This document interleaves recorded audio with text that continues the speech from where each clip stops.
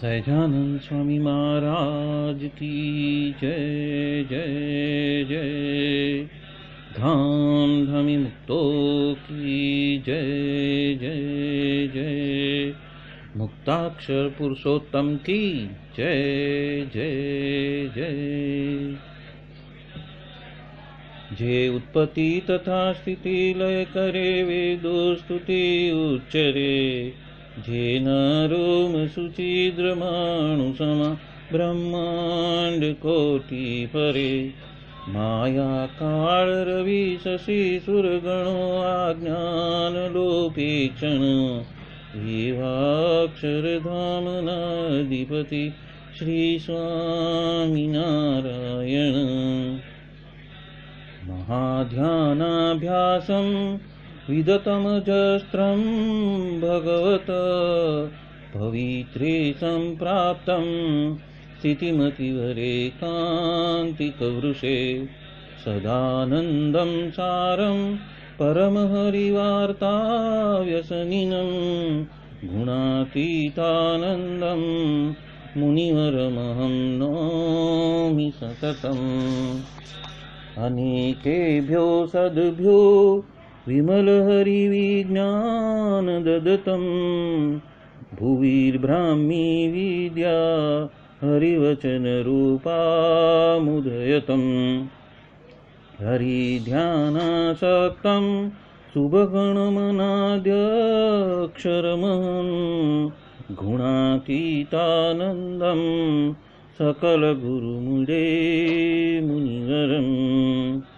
सहजानंद स्वामी महाराज की जय जय जय।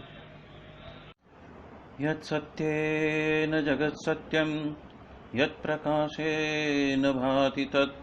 यदानन्देन नन्दन्ति तस्मै श्री गुरुवे नमः। ध्यानमूलं गुरोर्मूर्ति पूजामूलं गुरोर्पदं।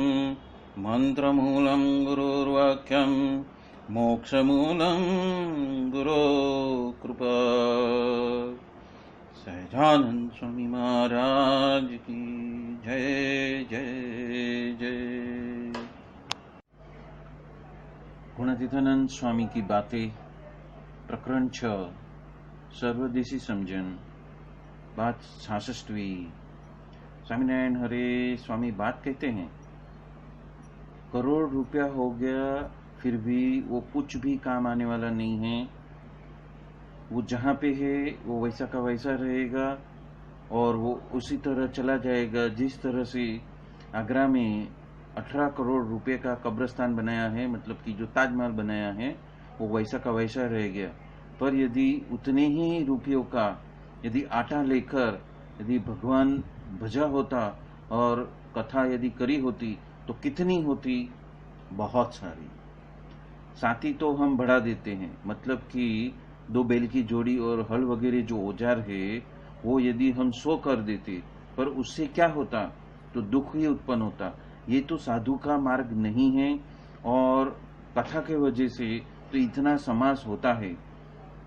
वो जो छावनी है उसमें कितनी जात जात की भात भात की रसोई बनती है और अलग अलग आसन भी चले जाते हैं। इसी तरह से पड़घा पड़ता है, मतलब कि उसकी आवाजें आती है। और ये द्रव्य तो सब जमा किया है, वो आया है, वो तो रहता नहीं है। नसीब में होगा तो रहता है। इसीलिए निष्कामी होना, निर्लोभी होना, निस्वादी होना, तब भगवान राजी होते हैं। यहाँ पे गुणातीतानंद स्वामी व्यावहारिक जगत से बाहर निकलकर आध्यात्मिक जगत की ओर मुड़ने की बात कर रहे हैं और वो कह रहे हैं कि महाराज की जो मर्जी होगी उस हिसाब से आपको सब कुछ संपन्न होएगा। तो उस संपन्नता के अंदर आपको द्रव्य भी मिलेगा, कीर्ति भी मिलेगी, सब कुछ मिलेगा। पर जो हमारा जो मूल लक्ष्य है वो क्या है कि निष्कामी होना, निर्लोभी होना, निस्वादी होना, और तब ही भगवान राजी होते हैं। मतलब आप त्यागी हो, वैरागी हो, संसारी हो, आप बड़े बड़े पद पे हो या सामान्य व्यक्ति भी हो, फिर भी आपको व्यावहारिक जगत का कार्य तो करना ही पड़ेगा और द्रव्य तो जमा करना ही पड़ेगा। फिर भी वो सब में अनासक्त होकर यदि हम वो क्रिया करेंगे तो भगवान उसमें राजी हो जाएंगे। ये बात यहाँ पे गुणातीतानंद स्वामी कहते हैं। उपरांत ऐसी ही बात गुणातीतानंद स्वामी कहते हैं कि हमें संपूर्णतः से प्रवृत्ति में ही रहना है, हमें निवृत्ति का जीवन नहीं जीना है। क्योंकि यदि निवृत्ति का जीवन ही यदि हमें देना होता तो स्वामीनारायण भगवान सबको हिमालय में लेके जाके समाधि में ही डुबा के रख देते और संपूर्ण निवृत्ति का ही जीवन वो जीने के लिए कहते। पर उन्होंने सभी को प्रवृत्ति मार्ग में जोड़ दिया। मंदिर और साधु का सत्संग कैसे बढ़े उस प्रवृत्ति में जोड़ दिया। तो उसके बारे में यहाँ पे गुणातीतानंद स्वामी कहते हैं कि व्यवहार किए बिना तो चलने वाला नहीं है, पर हमें वापस मुड़ना है, हमारी वृत्तियों को वापस मोड़ना है। ये बात स्वामी की बातों में प्रकरण 6 की 151वीं बात में कहते हैं। उपरांत प्रकरण 2 की 35वीं बात में कहते हैं कि निरंतर सभी क्रिया में वापस मुड़कर हमें देखना है कि हम आए किसके लिए है, मैं क्या कर रहा हूँ, हमें तो भगवान भजना है। तो ये हमारा जो लक्ष्य है वो हमारे सामने हमेशा रहना चाहिए। स्वामी की बातों के प्रकरण 1 की 13वीं बात में कहते हैं कि देह के वजह से यदि क्रिया करता हो तो स्वयं का रूप अलग समझकर यदि भजन भी करता हो तो बहुत समास होता है, पर क्रिया रूप होके उसमें घुल मिल जाए तो वो ठीक नहीं है। मतलब व्यवहारिक क्रिया तो करे और अर्थोपार्जन भी करे, द्रव्य भी जमा करे, पर उसमें घुल मिल नहीं जाना, आसक्त नहीं हो जाना, लोभी नहीं हो जाना। पर जो महाराज ने बताया है, गुणातीतानंद स्वामी ने प्रकरण 6 की 66वीं बात में बताई है, वो सभी भाव में स्थिर हो जाना, वो बात यहाँ पे बताई है। जो भी क्रिया करते हैं उसमें मान, क्रोध और ईर्षा ये तीनों को तो आने ही नहीं देना।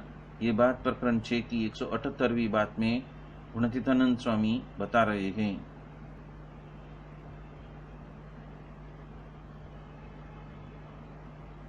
यहाँ पे गुणातीतानंद स्वामी भगवान की आज्ञा के हिसाब से सारी क्रिया करने के लिए हमें बता रहे हैं कि भगवान संबंधी जो भी प्रवृत्ति में हम रसबस होते हैं वहाँ पे आंतरिक साधना हमारी गौण न हो जाए, वो ध्यान, वो खटका हर एक मुमुक्षु को रखना चाहिए।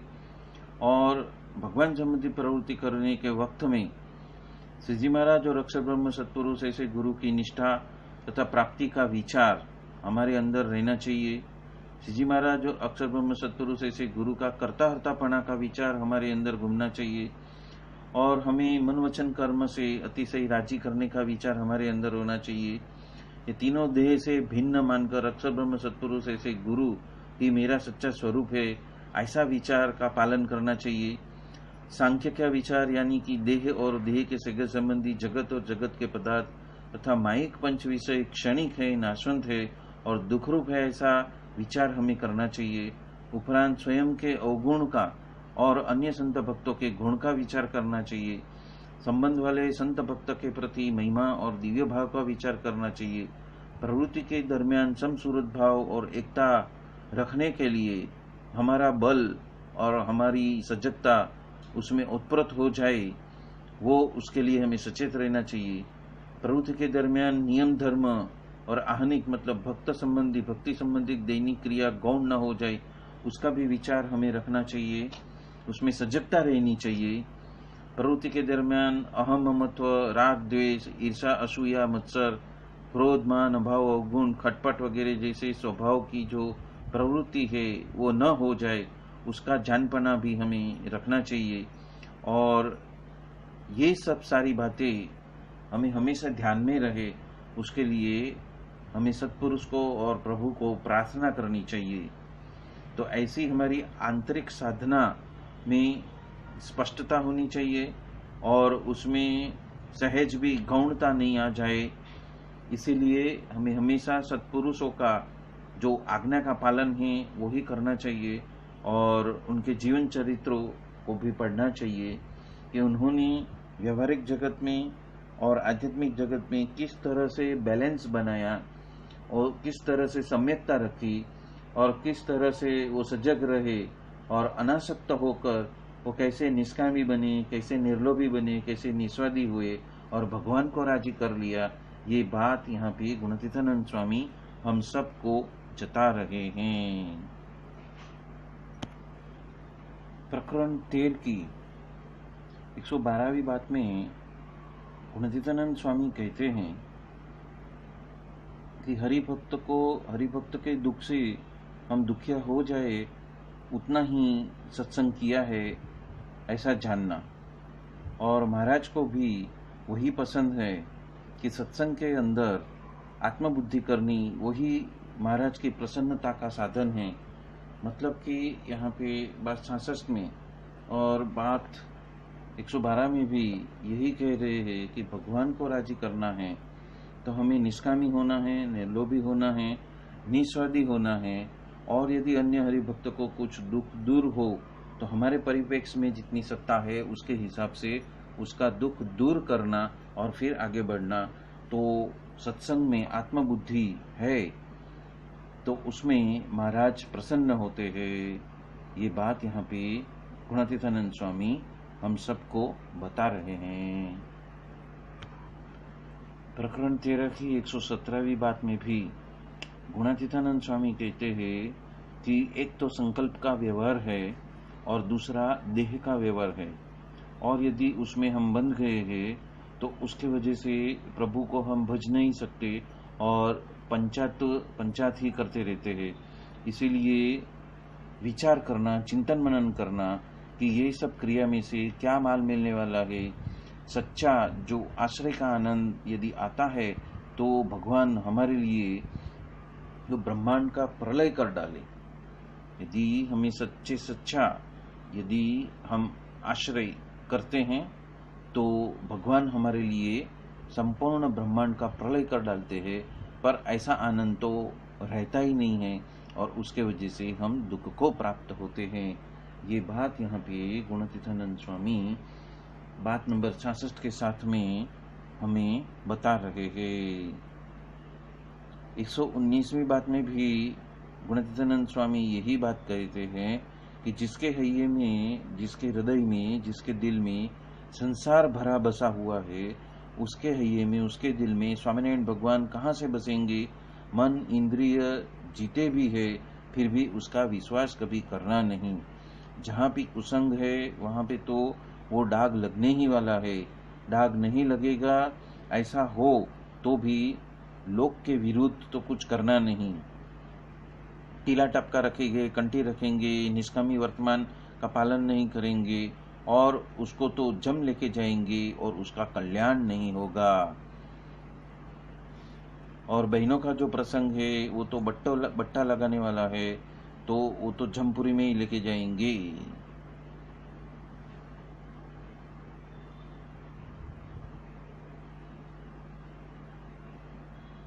तो हम सबको ऐसे संसारिक व्यवहार में भी सजग रहना है, जानपना रूप दरवाजे में रहना है, ब्रह्मरूप होकर सभी क्रियाएं करनी है और प्रभु ही सर्वकर्ता हरता है ऐसा मानकर यदि हम आगे बढ़ते जाएंगे और उसको ही अर्पण, उनके ही चरणों में सभी क्रिया को अर्पण करते रहेंगे तो भगवान हमसे राजी हो जाएंगे और हमारी आध्यात्मिक प्रगति भी होती रहेगी। उपरांत हमें ब्रह्मानंद का भी आनंद मिलता रहेगा, आश्रय का आनंद भी हमें मिलता रहेगा। ये बात गुणातीतानंद स्वामी हम सबको जता रहे हैं।